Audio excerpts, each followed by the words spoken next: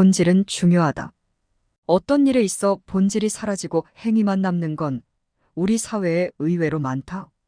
주간 회의를 개최하는 회사는 많다. 본질은 상실하고 회의라는 행위만 남았을 때 회사 운영에 필수적이었던 효율은 사라진다. 효율 극대화를 위해 만들었던 문화의 본질이 사라지고 행위만 남았기 때문이다. 우리는 쉽게 책을 읽어야 하는데 라는 말을 종종 듣는다. 하지만 따지고 보자면 여기에는 본질이 없다. 책을 왜 읽어야 하는지 명확하게 설명하지 못하고 책을 읽어야 한다는 의무감만 남았을 때 우리는 불필요한 죄책감을 갖고 살아간다. 지식을 얻고 사색을 할 수 있는 다른 방법이 있다면 독서는 반드시 필요한 것은 아니다. 벤자민 프랭클린은 많은 책을 읽는 것을 경계해야 한다고 말했다. 많은 책을 읽는 것보다는 많이 읽는 것을 권유함으로써 독서보다 지식, 습득과 사색에 초점을 둬야 한다는 뜻이다. 소크라테스는 독서를 반대했다. 그는 책 읽기보다는 대화를 많이 하라고 이야기했다. 실제로 그는 지필 활동보다는 강연을 많이 다녔다. 그가 선택한 방식은 글을 읽는 방법이 아니라 많은 사람과 어울리고 만나며 즉 간접적인 경험을 얻으라는 것이다. 우리는 때때로 책을 읽어야 훌륭한 사람이 된다라는 말을 믿으며 왜 그런지에 대해 인지가 없다. 책을 읽는 사람들은 자신이 왜 책을 읽는지 모른다. 실제로 이은성 작가의 동의보감이라는 책을 읽었을 때 느낀 점이 있다. 어린 시절 MBC 사극 드라마 허준을 보고 엄청난 광팬이 된 나는 지금도 드라마 허준을 종종 돌려보곤 한다. 시청각의 자극은 문자 자극보다 확실하기 때문에 드라마를 보면서 얻게 된 역사적 사실과 배경은 줄줄 읊을 수 있을 정도다. 하지만 이은성 작가의 동의보감은 어렴풋한 기억은 있지만 드라마 허준처럼 명확한 자극이 있지는 않다. 독서가 완전한 해결책이라고 말하는 사람들은 대개 본질을 잃어버린 경우가 많다. 이 세상 어떤 것도 완전한 것은 없다. 어떤 부분에서는 독서가 뛰어나고 어떤 분야에서는 시청각의 자극이 더 완전할 수도 있다. 어떤 경우에는 직접 사람과 듣고 말하며 소통을 해야 하고 또 어떤 경우에는 직접 촉각을 통해 만져보고 느껴야 완전해지기도 한다. 독서는 단순히 문자로 담겨진 정보를 읽어내는 그 이상의 의미도 아니다.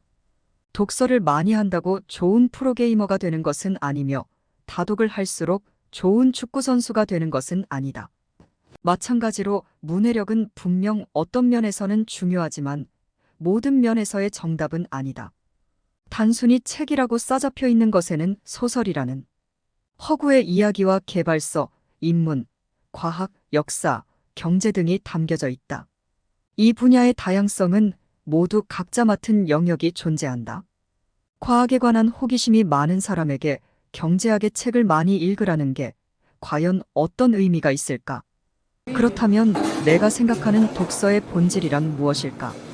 독서의 본질은 정보 습득이다. 인류 탄생 이래로 통합의 역사를 살펴봤을 때 인류가 정보를 저장하는 방법으로는 소리, 영상, 문자 그림의 형태가 있다. 이 중 압도적인 비율로 문자 정보가 많다. 문자 정보를 빠르고 쉽게 이해할 수 있는 능력을 갖고 있는 사람들은 더 쉽게 다양하고 많은 정보를 얻을 수 있다. 이처럼 문자를 쉽고 빠르게 이해할 수 있는 근육을 키우는 방법으로는 반복 훈련밖에 없다. 더 많은 바벨을 들어올리기 위해 수백 번 같은 훈련을 반복하는 일과 같이 우리의 뇌는 근육과 같이 단백질로 구성되어 있는 세포 조직들의 덩어리일 뿐이다. 근육을 키우는 방법으로는 더 큰 외력을 통해 근손실을 일으키고 손상된 근섬유를 단백질을 채워놓음으로써 더 크고 성장된 근육이 되는 것이다. 이처럼 근육이 커지는 과정은 뇌라고 크게 다르지 않다. 외부 자극을 통해 뇌를 자극하면 뇌의 가소성에 따라 뇌는 지워지지 않는 흔적을 남긴다. 이처럼 다양한 정보를 흡수할 수 있는 문자 이해력이 분명 다양한 정보를 흡수하는데 큰 도움이 될 수는 있다. 하지만 그렇다고 해서 다른 정보가 나쁜 것은 아니다. 글자를 모르는 어린아이에게 영상 매체는 나쁠 것이라는 철학을 갖고 책으로 아이에게 말을 가르치려 한다면 아이의 언어 습득 능력은 터무니없이 느려질 것이다. 듣기, 말하기, 읽기, 쓰기의 능력은 전혀 다른 능력이다. 듣기 능력을 향상시키기 위해선 듣는 훈련이 필요하고 말하는 능력을 향상시키기 위해선 말하는 능력이 필요하며 쓰는 능력을 위해선 쓰는 연습이 필요하다.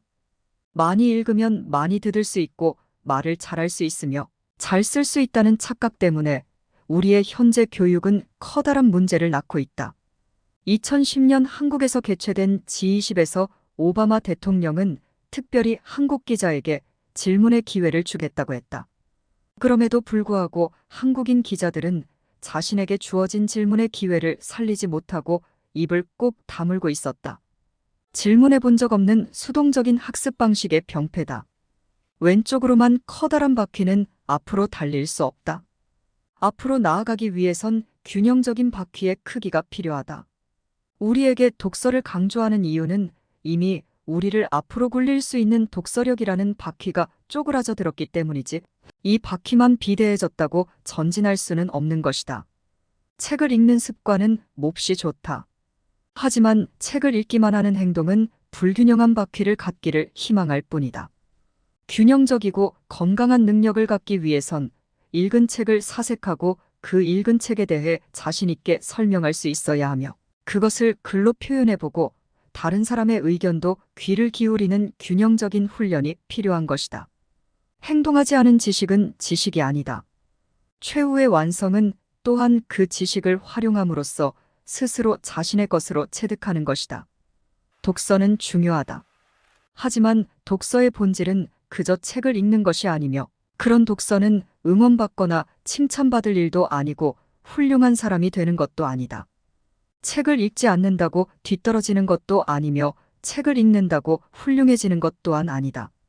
듣고 말하고 읽고 쓰고 모든 영역을 골고루 익숙하도록 훈련하고 결국 행동할 수 있어야 하며 굳이 따져 말하자면 독서의 본질이란 그저 취향이고 기호일 뿐이다. 결코 지적이거나 고상한 취미도 아니고 자부심 가져야 할 사항도 아니며 멋있는 일은 더더욱 아니다.